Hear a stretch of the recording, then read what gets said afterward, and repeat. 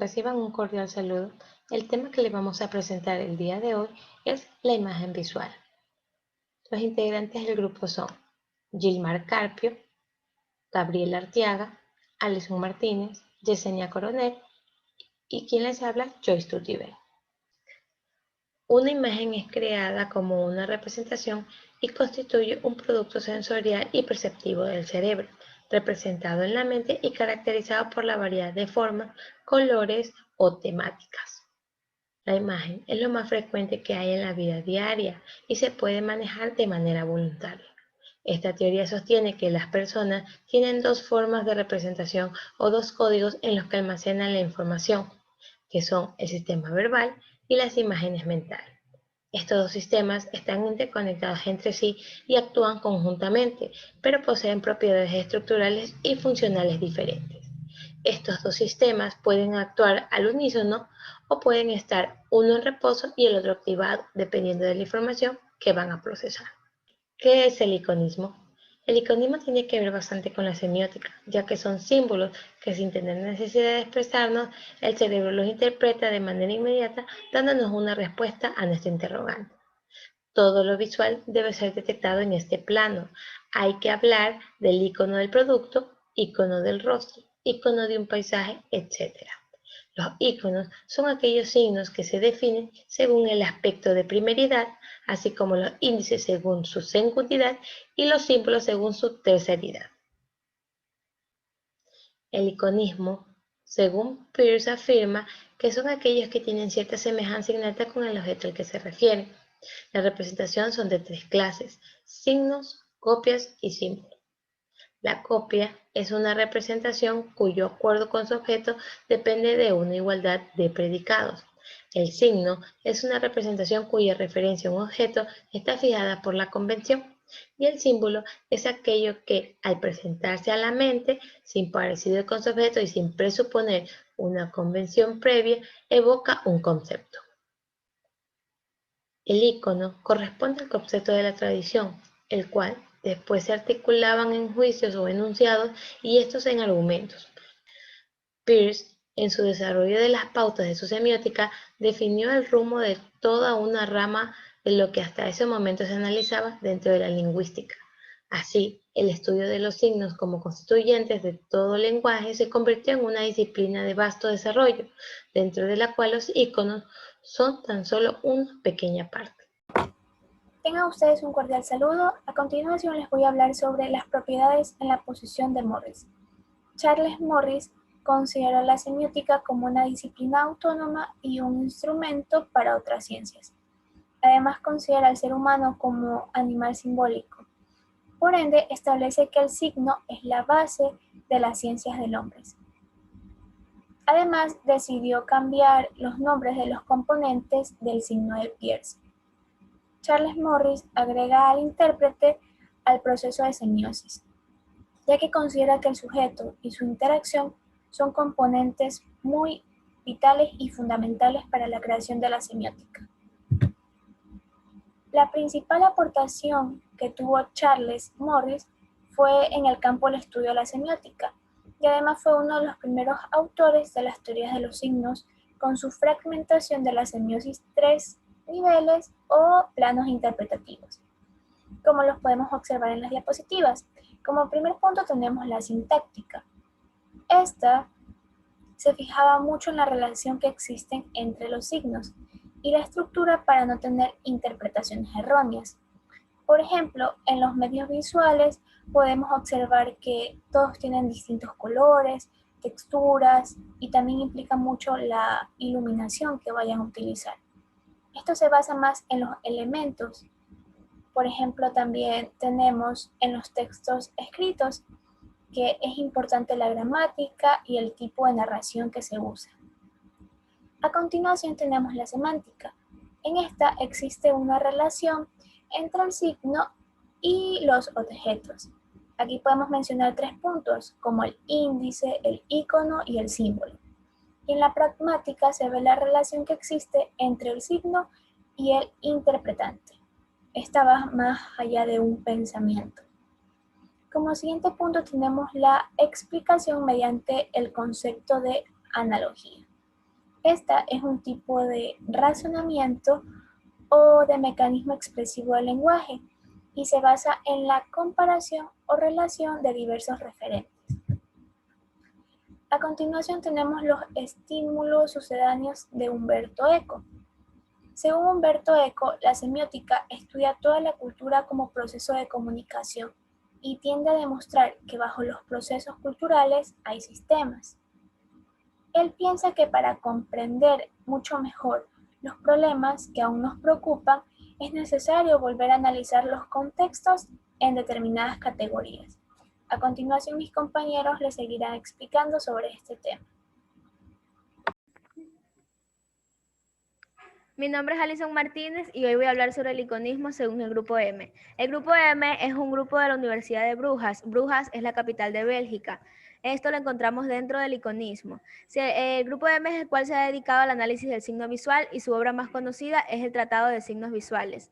Al preguntarse acerca de la naturaleza del signo, menciona a Umberto Eco, el cual sostiene que es inútil decir que una imagen es una representación de un objeto por tener algún parecido. En el fondo, cualquier cosa se puede parecer a cualquier cosa.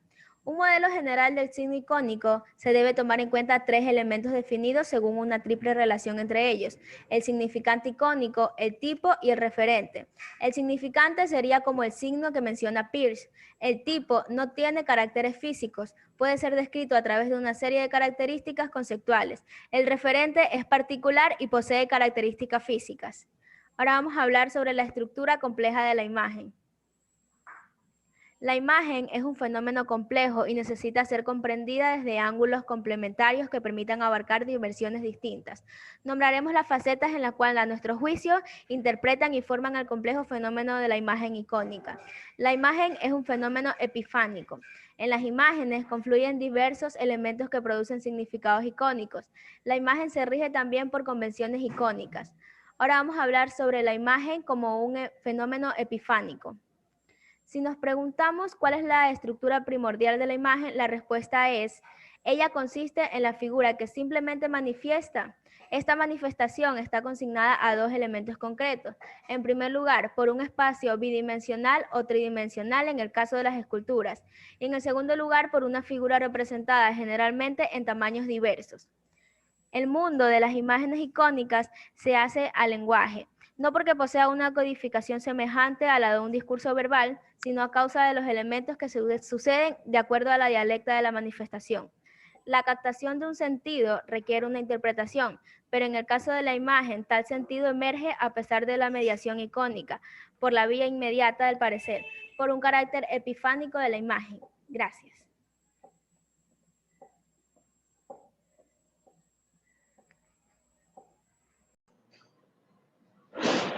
En la imagen visual, en mi tema es: en las imágenes confluyen diversos elementos que producen significados icónicos. El incentivo que nos produce las superficies icónicas causan efectos distintos, crean un componente básico para que en nuestra mente se creen figuras únicas y estructuras visuales. El hecho de mirar no es nunca pasivo, sino que continuamente va aceptando e integrando elementos inclinados a comprender la realidad. Las imágenes tienen un carácter ficticio con modelos culturales que guían su lectura e interpretación, siendo la mente humana capaz de leer analógicamente el arte y las transformaciones ejecutadas en las figuras de las imágenes. El iconismo constituye una diferencia entre el referente y su significante. La mayoría de las imágenes las comprendemos por ese vínculo entre los objetos y las convenciones de codificación. También tenemos que la imagen se rige también por convenciones icónicas.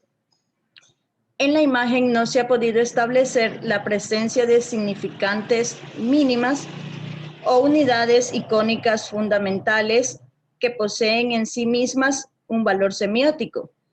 Las imágenes también poseen elementos convencionales. Por ejemplo, en la imagen podemos ver que la viñeta que ilustra los rasgos de Mafalda establece icónicamente una convención cultural, los cuales los podemos reconocer. También por los artificios gráficos. La mayoría de las imágenes las comprendemos por ese vínculo entre los objetos y la convención de codificación. También podemos ver que las imágenes pueden asumir una gran gama de grados de iconicidad. Como vemos en las imágenes, son variadísimas las formas las que las rigen. Seguidamente tenemos la imagen como texto y discurso. Las imágenes se crean en la sociedad con fines y propósitos específicos. Entonces podemos considerarlas como textos o discursos. Consideradas como textos visuales, las imágenes se pueden estudiar a partir de un sistema de reglas, es decir, de un código teórico, usado como instrumento de análisis, pues en ellos no es posible aplicarles la lógica de los códigos lingüísticos. A partir de esta perspectiva, nos detenemos en algunos puntos que ayudarán a profundizar la significación de las imágenes como textos y discursos. Gracias. Ya. Dentro del tema y que me tocó a mí es el tema, bueno, valga la redundancia, es sobre el tema y los estilos de la imagen. El primer punto es, ¿qué es el tema? ¿No? El tema es en el cual nos permite comprender el porqué del tema dentro de una imagen, ¿no? Revelando un componente esencial,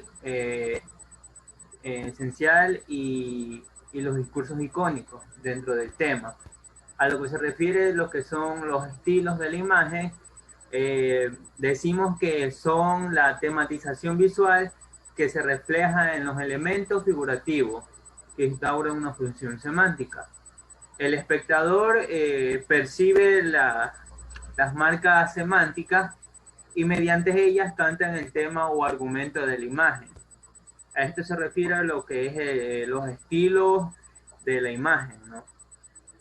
Siguiente diapositiva del tema siguiente es la interpretación de los discursos visuales, en la cual el concepto dice que es el conocimiento objetivo de la imagen prácticamente en una facción, porque no existe ninguna comprensión de la misma.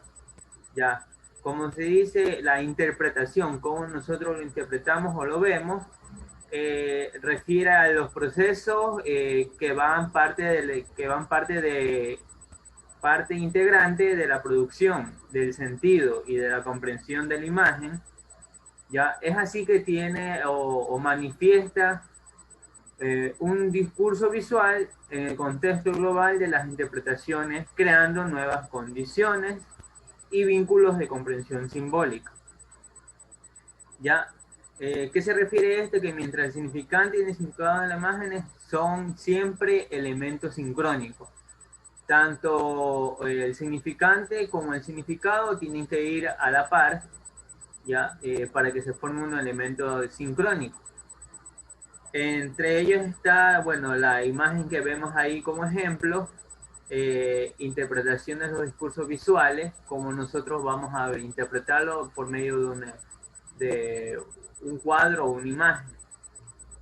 ¿Ya? Y el último son el símbolo y los escenarios, ¿no?